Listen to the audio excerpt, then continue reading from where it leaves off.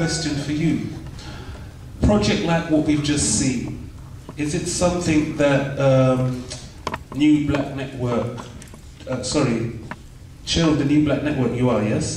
Is it something that New Black Network would be taking on in the future? Is it something that you guys are going to commission? I think that the responsibility for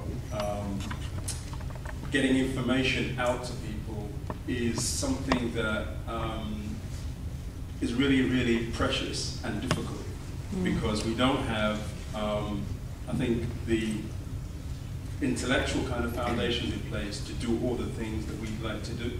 So this film, I think, is a really important starting point for looking at the black presence, as Imruh and June have said, in Britain generally, and also the relationship between film as an art form with black communities.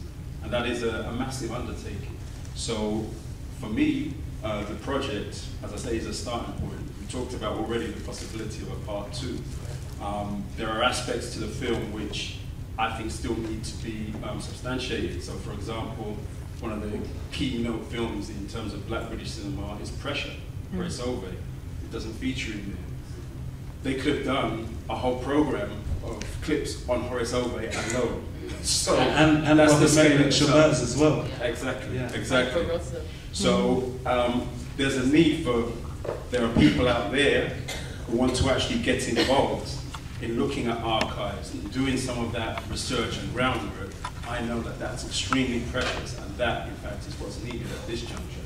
Because we want to be able to show off that development, and you can only do that if people are actually putting in the hours and the time and the urgency to get that work done. Did you hear that, people? Right. So it's not all about waiting on somebody to do it. Be proactive. Go out there and do it yourself. And then when you've got all of your information in line, come and check out these guys. I'm sure they will be happy to help. Isn't that right? Yeah. Right. There's another point here about it probably relates to the challenge as well. And this has to do with what actually exists. Now, this is archive film, so you can only find and use what already exists. And what exists is dependent upon what was shot and preserved somewhere. And of course, that's selective, and there are a lot of political, cultural considerations that go into what people collect and preserve. And of course, that helped to determine, in some ways, many ways, how the film was actually compiled, what choices we had. And among those choices, you will realize that there's a very little presence of people from the African continent, for example, which doesn't, and you have a sort of Caribbean kind of predominance.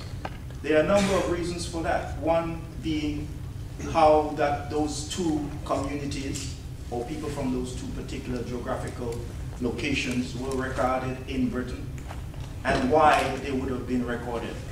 And that's something we can talk about, but that's another challenge of how we understand the community and how the records represent those presences. And that's quite an important and interesting point to be aware of when we think about archive and what we preserve, what we record, for that matter. Stephen, I see you nodding your head when Imruh was speaking, so I know you have more to add to it, and you're a man that's done extensive research. I've got a particular question for you, but go ahead and elaborate on what Imruh was saying. Yes, because Imruh is absolutely right. There should be a context. I just want to touch briefly on the fact that, for example, schools, education, curriculum, they teach our young people, I've said this many times, about Dr. Martin Luther King, Barack Obama, Rosa Parks. They're all in the school curriculum. The only black Briton from history is Mary Seacole. She's the only one that's been elected at the door. It is a disgrace. So it has to start in the schools, and if we start to teach our young people, whatever background they're from, that black British history starts way back before film was even invented, before television was even invented, then Imruh is right. Once that context is understood and that historical process is understood, but I don't mean to be pessimistic, because I've been writing Black British history books for 20 years, but it's not getting any easier, it's getting harder and harder to get those books out, to get that history understood. Any reasons why, in your opinion, why it's getting harder and not easier? Because it's supposed to get easier all the time. But we use this term institutional racism, and it's the only term that I can use. It's the publishing houses, the mass media, the broadsheets, the television, the radio, they do not acknowledge this kind of work that Imruh and June are doing, the kind of books that I write. They're not acknowledging it because of this institutional racism, this barrier, this glass ceiling, whatever you want to call it, is very, very hard. When I bring out a Black British history book, I know it's not going to get reviewed in The Guardian or The Independent. And what I was saying to Imruh earlier, and Eleanor from the Phoenix, 20 years ago, when Aunt Esther's story was published in 1991, we had a range of black journals. Black Arts in London, Art Rage, the Weekly Journal, Caribbean Times, I could go on, and they would support any black product. This film would be reviewed, would be analysed, would be criticised, would be revered, whatever. We don't have that. All we have is the dear old voice. And not every black person reads the voice.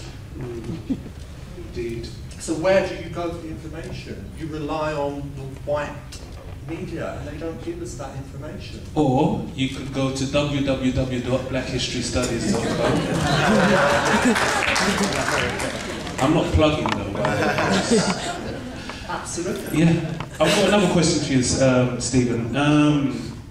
Aunt Esther's story. They only showed a clip of it. Elaborate more, because I want to know where I can get the full, the full interview.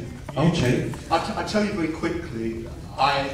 When the book was published in 1991, it was the first ever book to document the life of a black working class woman. She wasn't politically active, she was just an ordinary seamstress living her life in Fulham. She came into my family during the Second World War. I managed to persuade a friend who worked in television to record on videotape an hour-long interview with her. We took extracts to every television channel you could think of. I even tried for the BFI's, British Film Institute, and the Filmmakers Fund got turned down. Oh, it doesn't fit, it doesn't fit, all this kind of thing. So finally, when I made friends with a guy that bought an edit suite and a little digital camera, I mean, technology's moved on a few years back, he said, I want to do something as an experiment. So we just made this 15-minute documentary in my living room. I just sat in front of the camera blabbing on about Aunt Esther and the whole life story. And then it was actually very simple, but it's called a no-budget production because we had no money. It didn't cost us a penny. So you can make black history stories on digital, with digital cameras, put them on YouTube, and they find an audience. But I tell you, this just very quickly, this DVD, this documentary that we made, was intended for my family. It was for my family use. It's been shown at Peckham Multiplex, National Portrait Gallery, wow. Wherever. It's kind of Black History Month events. It has found a life of its own, which is extraordinary. People come up to me and say, we didn't know black people existed in this country before we dropped. Wow. And I'm just going to add to that before I open up the questions to the floor. A good friend of mine, photographer, he's been doing photography for the last 50, 60 years in this country, Charlie Phillips, said that you must always walk with your camera, because history is always out there to be documented. If you have your camera on you, you won't miss it.